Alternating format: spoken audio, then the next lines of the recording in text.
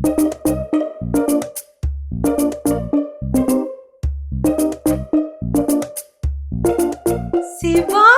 ஓ காலங்கார்த்தால நீ கிச்சன்லயா? நேத்தைக்கு நீ சொன்னல சீக்கிரம் எந்திரிச்சு கிச்சன்ல ஏறுவேன்னு. ஆனா நான் நம்பவே இல்லடா. சிவ ஒரு தடவை சொன்னா 100 தடவை சொன்ன மாதிரி മനസ്സിലായല്ല. எல்லாருக்குள்ள சுட சுட மார்னிங் காஃபி சிவே கையுண்டாரு. அப்படின்னா நம்ம തമിഴ്നാട് സ്റ്റൈലില് സ്ട്രോങ് കോഫിയാ പോடு. അതേ താൻ ഒന്ന് നോക്കത്തില്ലാട്ട് പിന്നെ എന്താണ് ഇവിടെ? എനിക്ക് നല്ല മണം വരുത്. അത് മാത്രല്ല രാവിലെ ദോശയ്ക്ക് സാമ്പാറിന് അരിഞ്ഞു വെച്ചിട്ടുണ്ട്. വേണ്ടേ മുരിങ്ങക്ക, തക്കാളി, കത്തിരിക്ക, പിന്നെ വെണ്ടക്ക. ഇനി നമുക്ക് ഉരുളക്കം കൂടെ അരിഞ്ഞു കഴിഞ്ഞാൽ പരിപാടി തീർന്നു. സൂപ്പർ. ആന്റി, ഇവിടെ ഈ പൊട്ടുകടല ഇരിപ്പുണ്ടോ?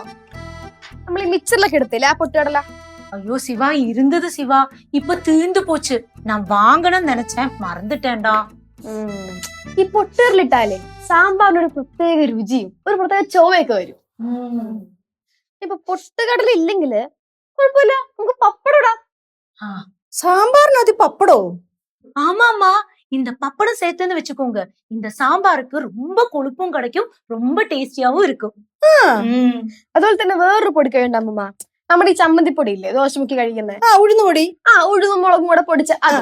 അതിനകത്തോട്ട് കുറച്ച് കൂടുതൽ പൊട്ടുകടല ആഡ് ചെയ്തോണ്ടല്ലോ ഒരു വേറെ തന്നെ രുചിയാണ്.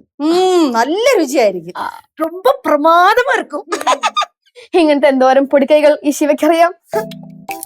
എന്റെ ശിവമോള് രാവിലെ ഇങ്ങനെ കുളിച്ചീറൻ തോർത്തൊക്കെ ഇങ്ങനെ ചുറ്റി ഒരു ഭസ്മക്കുറിയൊക്കെ തൊട്ട് ഇങ്ങനെ നിക്കുന്ന കണ്ടാ തന്നെ എന്തൊരു ഐശ്വര്യമാ.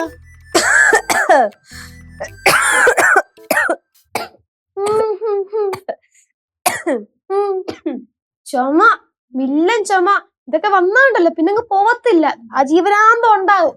എന്റെ കൊച്ചു ഇന്നലെ ഞാൻ കുറച്ച് മഴ നനഞ്ഞ അതിന്റെ അന്ന് അത് പിന്നെ അങ്ങനെ ആയിരിക്കുമല്ലോ. പിന്നെ ശിവയുടെ ഈ ഒരു കോലമൊക്കെ 10 കൊല്ലത്തില് ഒരിക്കൽ മാത്രം കാണാൻ പറ്റുന്ന ഒരു പ്രതിഭാസമാണല്ലോ. നമ്മുടെ ഇങ്ങനത്തെ പ്രതിഭാസമൊക്കെ 10 കൊല്ലം കൂടുമ്പോ ഒരിക്കലെങ്കിലും കാണാൻ പറ്റും.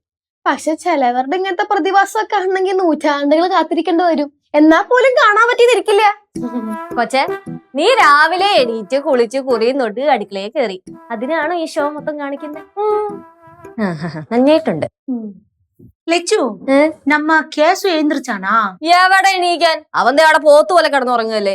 ഞാനിപ്പോ അടുക്കളോട്ട് വരുന്ന വഴിക്ക് 2 വിളി വിളിച്ച് എന്ന് പറഞ്ഞിട്ട് ചാടി എണീച്ചിട്ട് അങ്ങനെ കിടന്നുറങ്ങി. അതെങ്ങനെയാ, രാത്രി ഒന്നും ഉറക്കൂലല്ലോ, ഫുൾ ടൈം പിള്ളേരെ കൂട്ടുന്ന ഗെയിം കളിച്ചോണ്ടിരിക്കുവല്ലേ. முன்னாடி எல்லாம் சீக்கிரம் எழுந்திருச்சு ஓடி கிச்சன்ல வந்து டீன்னு எல்லாம் கேட்பான். இப்ப வர வர எழுந்திருக்கவும் மாட்டான், அப்படியே தூங்குறான். ഞാൻ ഇന്ന് രാവിലെ പടവലത്ത് പോകാൻ പറഞ്ഞതാ. അവിടെ ഈ കാറ്റത്തും മഴയത്തും ഒക്കെ എന്തോരം മരം ഒടിഞ്ഞു വീണ് കാണും. അയ്യോ, അത് പറഞ്ഞപ്പോഴാ ആ വാഴയും അതുപോലെ തന്നെ റബ്ബറൊക്കെ പൊടിഞ്ഞു കാണുമല്ലേ. അതുകൊണ്ടായിരിക്കും പോവാത്ത. പോയില്ലെങ്കിൽ തല്ലി പറഞ്ഞു വിടണം, അല്ലാണ്ട് കിടത്തി ഉറക്കമാണോ ചെയ്യേണ്ടത്? 10-11 മണി വരെ കിടന്ന് ഉറങ്ങിക്കൊണ്ടിരിക്കുന്നേ. 10-11 മണിയാ? 12-1 മണി വരെയും തൂങ്ങറാൻ. ഇപ്പോ കിടക്കട്ടെ, സുഖമായിട്ട് കിടന്നുറങ്ങട്ടെ, കുറച്ച് കഴിയുമ്പോഴേ പഠിച്ചോളും. എങ്ങനെ കിടന്നുറങ്ങട്ടെ എന്നല്ലേ? പണ്ടൊക്കെ ഞാനും ചേച്ചിയും ഇങ്ങനെ കിടന്നുറങ്ങിയപ്പോ അമ്മ എന്തോ ചെയ്തെന്ന് ഓർക്കുന്നുണ്ടോ? തലവഴിക്ക് വെള്ളം കോരി വെച്ചു. എനിക്ക് വയ്യ നിങ്ങളുടെ ഒന്നും പുറകെ ഓടാന്. ദൈവത്തിന്റെ കാരുണ്യം കൊണ്ട് നേരം വെളുത്ത് എഴുന്നേക്കുന്നു, വൈകുന്നേരം വരെ ഇങ്ങനെയൊക്കെ അങ്ങ് നടക്കുന്നു. കൊച്ചുമോന്റെ വിഷയം വരുമ്പോഴത്തേക്കും ശൗര്യമൊക്കെ അങ്ങ് പോയി ഫിലോസഫിയോ, അല്ലെങ്കിൽ ഈ വീട്ടിലെ അമ്മയ്ക്ക് ഏറ്റവും ഇഷ്ടം ആ ചെറുക്കനെയാണല്ലോ. എന്തുവാ നോക്കി പഠിപ്പിക്കുന്നേ? നീ എന്താ നോക്കി പഠിപ്പിക്കുന്നേ? ഞാൻ നോക്കിയില്ലല്ലോ പഠിപ്പിക്കാനായിട്ട്.